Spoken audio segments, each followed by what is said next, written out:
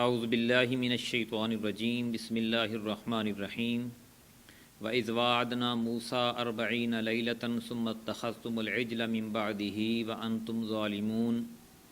ثُمَّ عَفَوْنَا عَنْكُم مِّن بَعْدِ ذَلِكَ لَعَلَّكُمْ تَشْكُرُونَ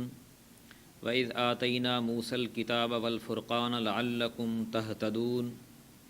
وَإِذْ قَالَ مُوسَىٰ لِقَوْمِهِ يَا قَوْمِ إِنَّكُمْ ظَلَمْتُمْ أَنفُسَكُمْ بِاتِّخَاذِكُمُ الْعِجْلَ فَتُوبُوا إِلَىٰ بَارِئِكُمْ فَاقْتُلُوا أَنفُسَكُمْ ذَٰلِكُمْ خَيْرٌ لَّكُمْ عِندَ بَارِئِكُمْ فَتَابَ عَلَيْكُمْ إِنَّهُ هُوَ التَّوَّابُ الرَّحِيمُ وَإِذْ قُلْتُمْ يَا مُوسَىٰ لَن نُّؤْمِنَ لَكَ حَتَّىٰ نَرَى اللَّهَ جَهْرَةً فَأَخَذَتْكُمُ الصَّاعِقَةُ وَأَنتُمْ تَنظُرُونَ صدق اللہ العظیم۔ معزز سامعین کرام، میں نے آپ کے سامنے سورۃ البقرہ کی آیت نمبر 51 سے 55 تک کی تلاوت کی ہے۔ اللہ رب العزت بنی اسرائیل کو اپنے انعام بھی گنوا رہے ہیں اور ان کی ناشکریاں بھی گنوا رہے ہیں۔ پچھلے پروگرام میں جو انعامات گنوائے تھے وہ 3 تھے۔ ایک تو آل فرعون سے، فرعون کے حکومت سے بنی اسرائیل کو نجات دلائی، اور دوسرا سمندر سے راستہ دیا بنی اسرائیل کو، اور اسی راستے میں آل فرعون کو غرق کر دیا۔ آج کے اس درس میں اللہ تعالیٰ نے بنی اسرائیل کو جب وادی سینا میں محفوظ مقام پر پہنچا دیا تو وہاں پر جو انعامات کیے ان کا تذکرہ کیا ہے۔ وہاں پر ایک تو وادی سینا ایک صحرا تھا، نہ وہاں پانی کا انتظام تھا، نہ وہاں پہ کوئی سایہ دار درخت تھا۔ اللہ تعالیٰ نے اس قوم کو وہاں پہ جگہ دی، اور یہ قوم لاکھوں کی تعداد میں تھی۔ 12 ان کے قبیلے تھے، اور ہر قبیلے کے لیے اللہ تعالیٰ نے علیحدہ پانی کا انتظام کیا۔ پانی کے 12 چشمے وہاں پہ نکالے، اور موسیٰ علیہ السلام کے عصا سے وہ نکلے، اور ان ہر چشمہ ہر علیحدہ ایک قبیلے کے لیے ایک چشمہ تھا۔ دوسرے نمبر پہ یہ کہ جب یہ قوم وہاں پہ اکٹھی ہو گئی، اب اس قوم کو ضرورت تھی کہ وہ کس طرح زندگی بسر کریں، آپس کے معاملات کیسے طے کریں، رشتے ناطے تعلقات کیسے نبھائیں، لین دین کیسے کریں۔ ان سارے چیزوں کو اللہ کی ایک ظاہرہ کتاب کی ضرورت تھی، اور اس کتاب کو لینے کے لیے موسیٰ علیہ السلام کو اللہ تعالیٰ نے 40 شب و روز کے لیے کوہ طور پر بلایا، اور 40 شب و روز کے بعد اللہ تعالیٰ نے یہ کتاب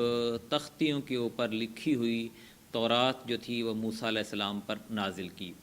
موسیٰ علیہ السلام اپنی قوم کو جب یہ تورات لینے کے لیے گئے تھے تو قوم میں اپنے بھائی حضرت ہارون علیہ السلام کو اپنا نائب بنا کر گئے تھے، اور یہ کہا تھا کہ آپ نے میری قوم کی رہنمائی کرتے رہنا ہے اور ان کے ساتھ نرمی سے پیش آنا ہے۔ لیکن جیسے آپ یہ تورات کو لینے کے لیے گئے تو آپ کی قوم میں ایک سامری جادوگر، کیونکہ یہ ساری قوم جادو سیکھ چکی تھی اور جادو کرتی تھی، اور جب یہ قوم مصر سے نکل کر وادی سینا میں آئی تھی تو مصر میں جہاں یہ رہتے تھے ارد گرد، اور مصر میں بتوں کی اور یہ بیل کی گائے کی پوجا جو تھی وہ بہت عام تھی، تو اس لیے یہ لوگ ان کے ذہن میں تو یہ چیز تھی گمراہی کی، تو انہوں نے پیچھے سے ایک بچھڑا بنایا سونے کا، اور اس میں آواز پیدا کی اور اس کی پوجا شروع کر دی۔ موسیٰ علیہ السلام جب واپس آئے تو دیکھا کہ وہ لوگ بچھڑے کی پوجا کر رہے ہیں۔ موسیٰ علیہ السلام غصے ہوئے اور اپنے بھائی سے بھی غصہ کیا، اور آگے آیت میں آتا ہے کہ اپنے بھائی کی داڑھی پکڑ کر ان کو جھنجھوڑا کہ آپ نے ان کو سنبھالا نہیں ہے، ان کو راہ راست پہ کیوں نہیں رکھا۔ تو ان کے بھائی نے کہا کہ میں تو بڑی کوشش کرتا رہا ہوں لیکن یہ لوگ جو ہے وہ پھر گئے، تو سوائے چند ہزار کے باقی تمام لوگ جو تھے وہ پھر گئے۔ تو اللہ تعالیٰ کا یہ حکم نازل ہوا کہ جن لوگوں نے بچھڑا بنایا ہے اور جن لوگوں نے پوجا کی ہے ان کو قتل کر دیا جائے۔ یہی ایک طریقہ ہے کہ ان کی توبہ جو ہے وہ اللہ تعالیٰ قبول کرے گا، ان کی بھی اور جو باقی رہ جائیں گی ان کی بھی، اور ان کو شہادت کے مرتبے پر فائز کر دے گا، یعنی ان کی بخشش کر دے گا۔ تو موسیٰ علیہ السلام نے ایسے ہی کیا کہ جن لوگوں نے یہ کام کیا تھا ان سب کو قتل کروایا، اور اس طرح پھر موسیٰ علیہ السلام کی قوم کے دوسری جو بات اس میں جو رہ گئی ہے وہ یہ کہ موسیٰ علیہ السلام جب تورات لے کر آئے تو ان کے ان کی قوم کے جو شریر لوگ تھے، جو مفسد لوگ تھے، وہ کہتے ہیں کہ ہم یہ کیسے مان لیں کہ یہ تورات جو ہے وہ اللہ کی طرف سے ہے، ہم نے تو اللہ سے کوئی بات نہیں کی، نہ ہم نے اللہ کو دیکھا ہے، پہلے آپ ہمیں اللہ تعالیٰ کو دکھائیں۔ تو موسیٰ علیہ السلام اپنی قوم کے 70 جو معززین تھے، جو بڑے بڑے تھے، ان کو لے کر گئے اور